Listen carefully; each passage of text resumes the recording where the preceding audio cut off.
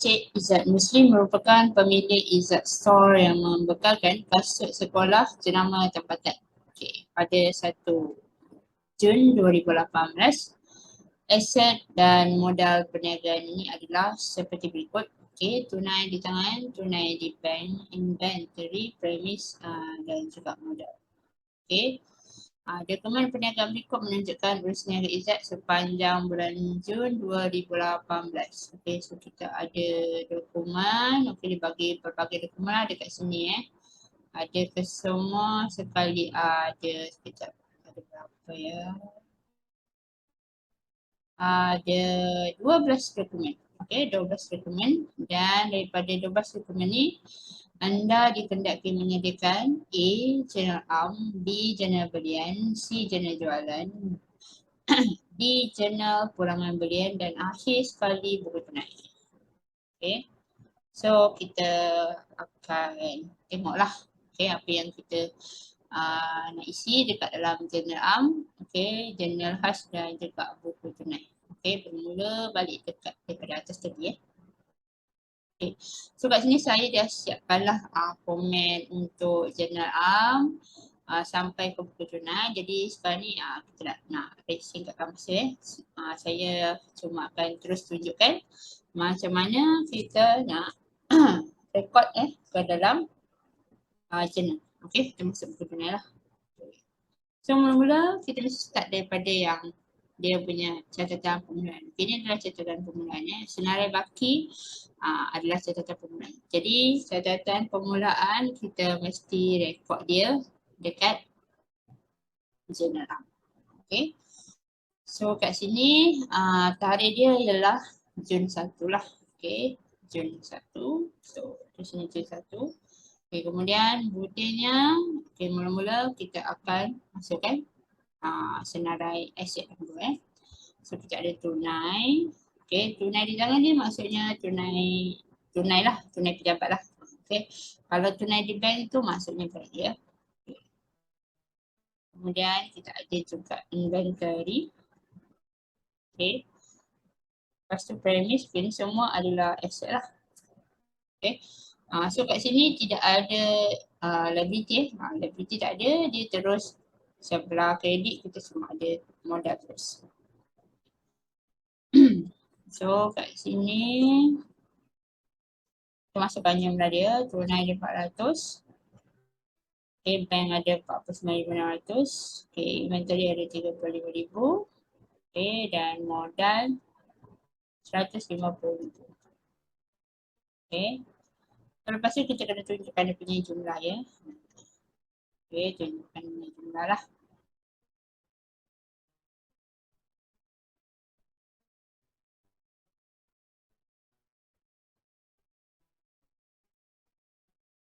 Baik, kita premis, saya tinggal premis. Okay. So, yang ni sama lah juga 150,000. Okay, lepas tu kita buat double line. So ini adalah kita punya catatan permulaan. Dan catatan permulaan ni juga kita kena rekod dia kat buku tunai sebab kita ada tunai dengan bank kat sini, jadi kita kena rekod dalam buku tunai juga. Jadi kita pergi ke buku tunai, kita bisa pergi buku tunai.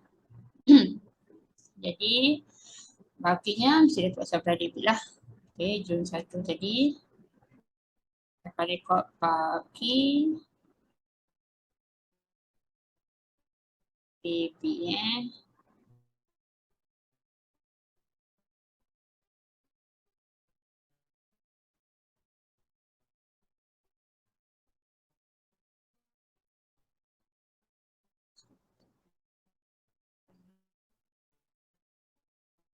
betulkan kita punya komen.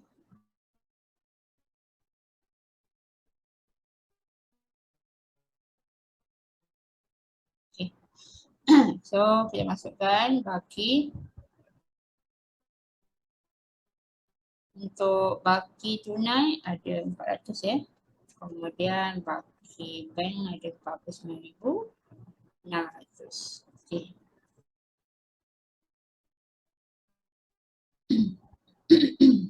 Okay, kemudian kita pergi balik dekat atas. Okay, untuk tengok dokumen ni. Jadi kita start dengan dokumen pertama. So, dokumen pertama adalah memo. Okay, memo. So, biasanya memo ni kita akan rekod dekat jurnal am lah biasanya. Kita tengok dulu apa dia memo dia. Okey, memo ni pada hari 2 hari bulan ni. 2 hari bulan, pemilik mengambil 10 pasang kasut jenama kilat berkos 260 untuk promosi. Jadi betul lah memang ini kita kena masuk ke dalam jurnal am. Okey, jurnal am sebab ini adalah ambilan barang niaga. Okey, so kalau ambilan barang niaga kena rekod dekat jurnal am. Okey, sama juga dengan ambilan aset. Okey, tapi kalau ambilan tunai ataupun ambilan cek, kita rekod dekat buku tunai lah. Okey, sebab dia libatkan duit ya. Okey, kalau selain daripada tunai, ambilan tunai dengan ambilan cek, kita akan rekod dekat jurnal. Okey, so sini 2 hari bulan ya. 2 hari bulan. Ada ambilan untuk promosi. Jadi kalau ambilan untuk promosi, kita tidak rekod ke dalam akaun ambilan. Okay, sebab akaun ambilan ni maksudnya kita ambil barang tu bawa balik rumah. Okay, tapi kalau kita gunakannya untuk tujuan promosi, maka kita akan rekodkan dia ke dalam akaun promosi lah. Okay. So, debit akaun promosi, okay, sebab belanja bertambah. Kemudian kredit, okay, kalau kita ambil barang niaga, akaun yang akan berkurang ialah akaun belian. Ini kena ingat akaun yang akan berkurang apabila kita ambil barang niaga ialah akaun belian. Okay, so kat sini 260 debit dan 260 kredit Okay.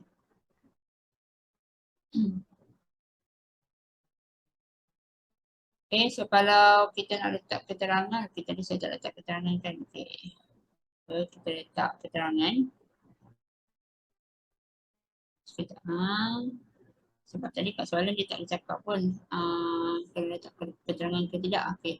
So tak apalah, kita letak saja keterangan kat sini. Baki, aset dan modal.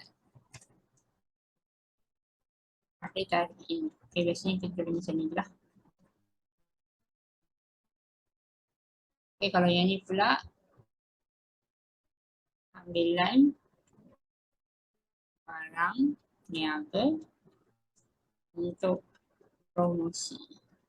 Okay, tulis ringkas-ringkas saja. Okay, so yang ni dah, dokumen pertama dah. Okay, kita pergi ke dokumen kedua pula. Okay, dokumen kedua, bil tunai ni, bil tunai asal. Okay, so kalau bil tunai asal, maksudnya kita beli barang secara tunai. Okay, beli barang secara tunai. Okay, so kita beli barang daripada siapa, inilah. Ni, pasal itu pasal yang berhad, kita beli secara tunai. Jadi kalau kita beli secara tunai, maksudnya kita mesti rekod dia dekat buku tunai. Okay, so kita beli buku tunai lah. Okay, so tarikh dia ialah 3 Jun. Okay, so Jun 3 sebelah kredit sebab duit keluar. Okay, butirannya adalah belian. Okay, sebabnya adalah belian tunai, jadi kita tulis sebagai belian lah. Okay, so kita tengok dia beli barang niaga iaitu kasut. Okay, dengan jumlah harga kasut tersebut ialah 2,130. Okay. Dan kita tengok dia bayar pakai apa. Okay, dia bayar guna cek dia bayar guna cek. Nampak tak? Tunai ni dia balang. So ada nombor cek kat sini. Maksudnya dia bayar guna cek. Jadi kalau dia bayar guna cek, kita letak di bawah laju bank ya. Okay, okay, kemudian kita pergi dokumen ketiga. Okay, dokumen ketiga ialah invoice asal. So kalau invoice asal bermaksud kita adalah pihak yang membeli. Okay, kita adalah pihak yang membeli. Jadi kita beli apa? Beli barang niaga. Okay, dia beli barang niaga sebab beli kasut. Okay, so jadi ini kena rekod dekat jurnal belian lah. Okay, sebab kita beli barang secara kredit invoice ni menunjukkan kita beli barang secara kredit. Jadi kita rekod ke dalam Jurnal belian. Okay, tarikhnya ialah Jun 5. Okay, kemudian butihnya mesti letak nama ABB. Itu daripada siapa kita beli. So kita beli daripada Azwa. Sindian Bahat.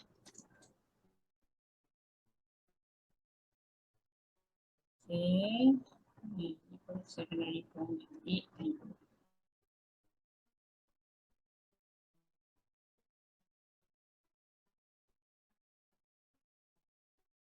Okay. Kemudian nombor dokumen dia 0355 dan jumlah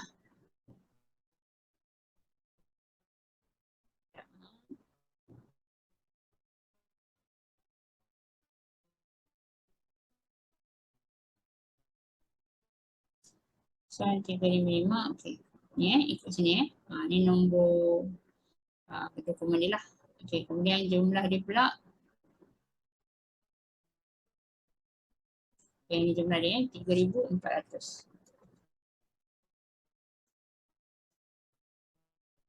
Okey.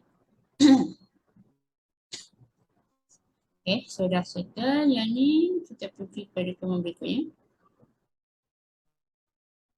Okey, dokumen 4. Dokumen 4 adalah invoice salinan. So kalau invoice salinan maksudnya Izzat Store ni dia menjual barang. Okey, dia menjual barang.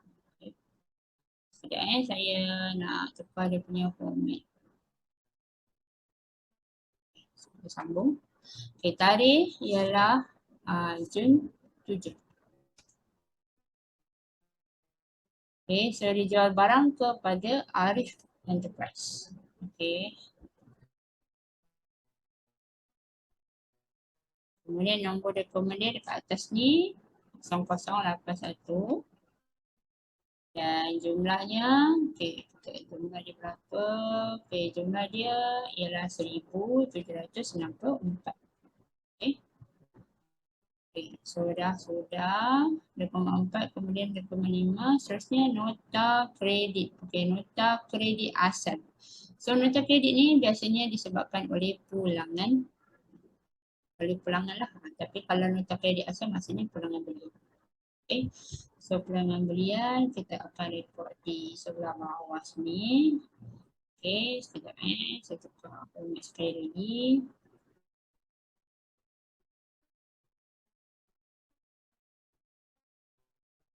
Okey, so pulangan belian ni pada Jun 9. Okey. Kita pulangkan barang kepada Azwa. Tadi beli barang daripada Azwa, so kita pulang balik kat dia. Okey. So dokumen number dia ialah NK018.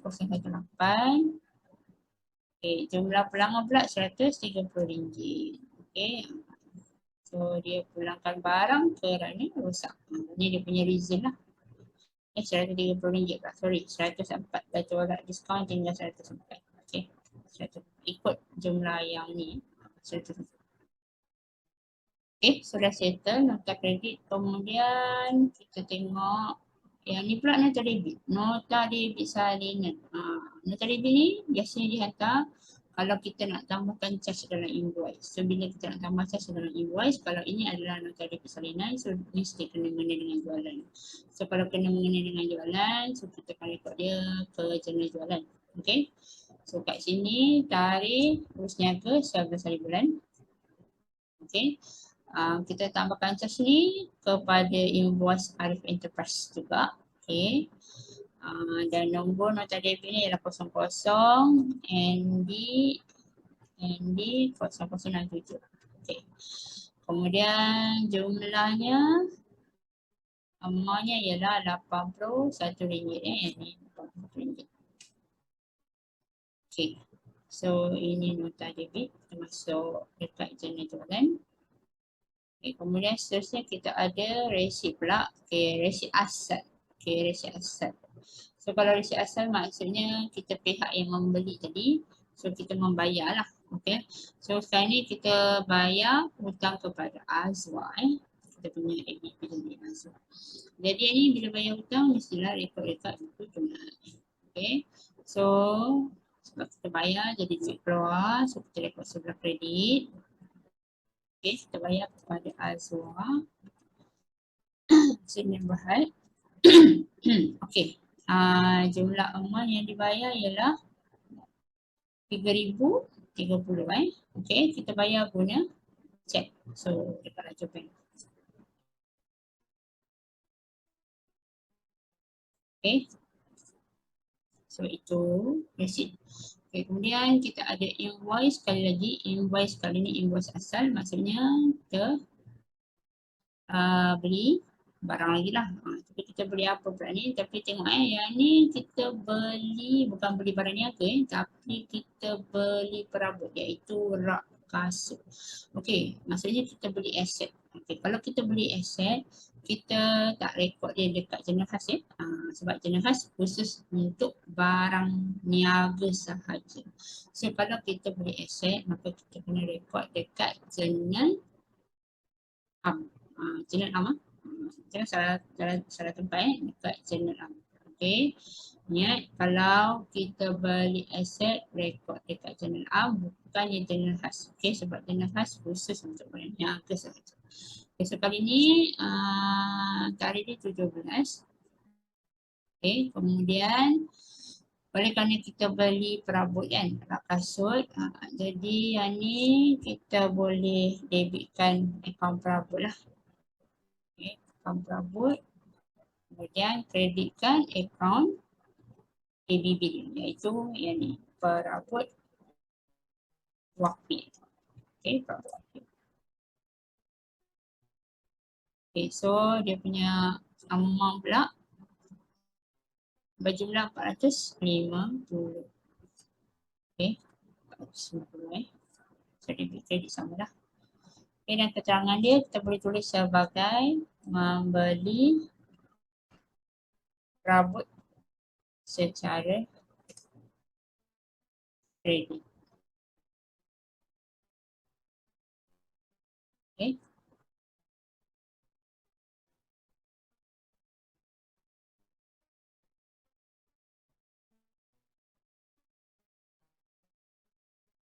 Okay, sudah.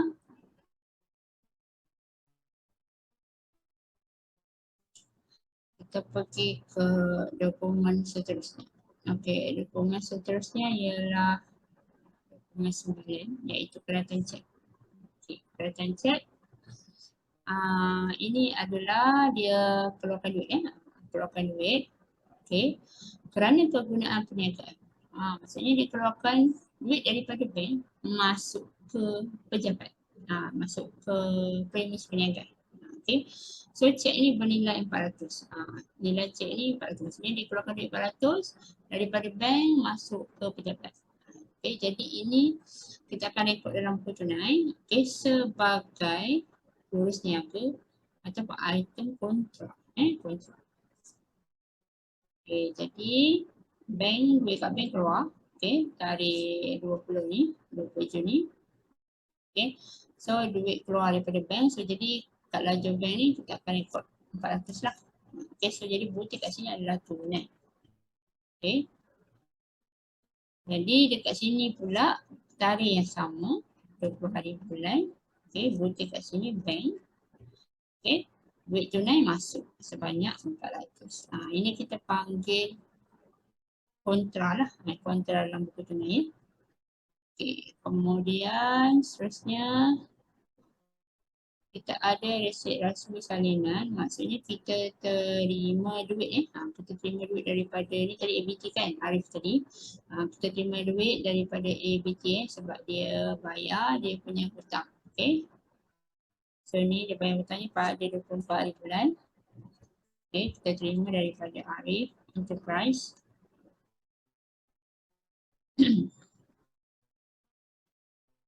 Okay, iaitu sebanyak 1,330 1,130.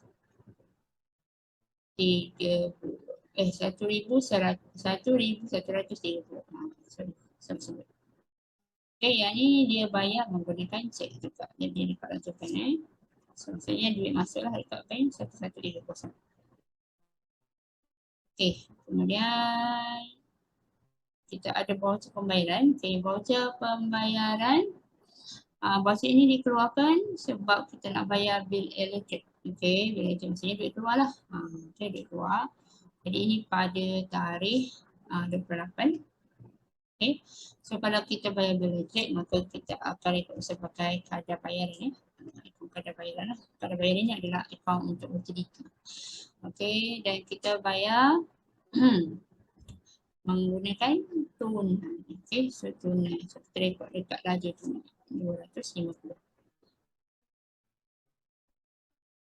Okey. Kemudian satu lagi invoice. Okey, invoice salinan kali ni. Okay, invoice salinan maksudnya ini kita jual barang lah, jual barang secara kredit. Okay, so kita masuk dekat jenis jualan. Tarikhnya 29, kita jual kepada perniagaan Anita. Okay. Dengan nombor rekomennya 0082 dan jumlah emas semua ialah 2,340.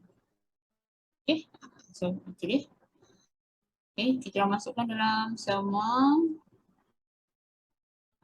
rekod. Okay, rekod semua dah masuk dah daripada 21 sampai 2012. Okay, sekarang untuk jenayah tak payah buat apa-apa. Okay, jenayah biarkan saja.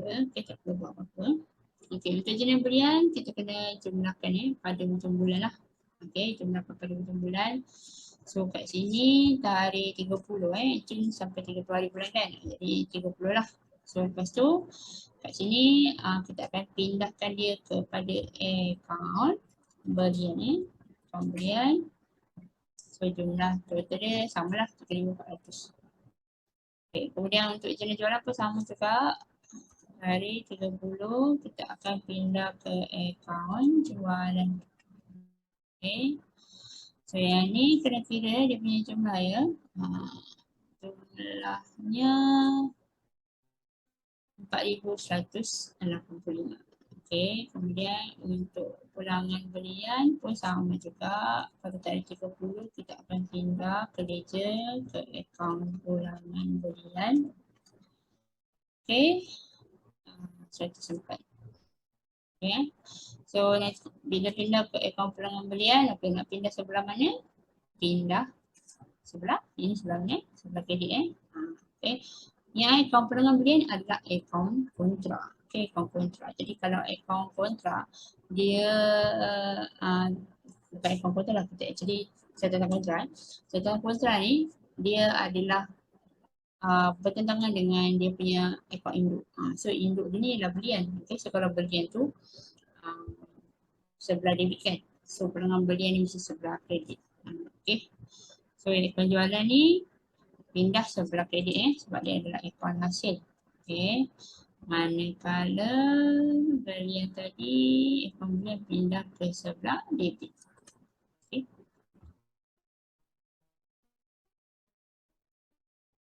Okay, itu dia. Kemudian buku tunai kita kena imbangkan untuk mencari baki akhir. So kita imbangkan.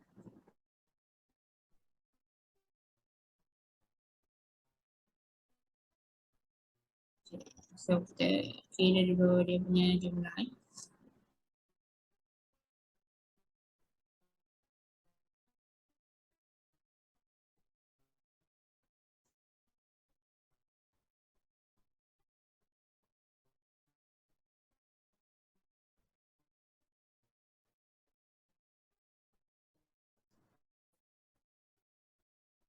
Okay. So kat sini bahagian debit lebih banyak daripada bahagian kredit lah. Jadi maksudnya kita punya baki HP dekat sebelah kredit So tarikh hujung bulan baki HP. So kita nak kira baki HP sekarang. Jadi baki HP sama dengan jumlah di sebelah debit tolakkan dengan jumlah di sebelah kredit 250. Okay. Sebab kita akan balancekan kita punya total ni. Okay. Kemudian sama juga dengan dekat laju bank. Okay. Jumlah 50,730 ni kita akan tolakkan dengan 5560. Okay. So ni baki je lah, baki akhir. Okay, sekarang kita punya account dah balance total dia. So baki HB ni kita akan pindahkan ke bulan berikutnya iaitu bulan Julai, 1 hari bulan. Okay, sebagai baki DB lah. Okay, so akan masukkan. Okay, dua-dua ni kita akan copy ke bawah. Tak boleh tak. Okay, satu ni je. 550 dengan 45170. Okay, so itulah. So inilah dia kita punya rekod untuk daripada jurnal am tadi, jurnal belian, jurnal jualan, jurnal perangan belian dan juga buku tunai. Okay. So ini dia, dah siap dah. Okay, so sampai sini sajalah.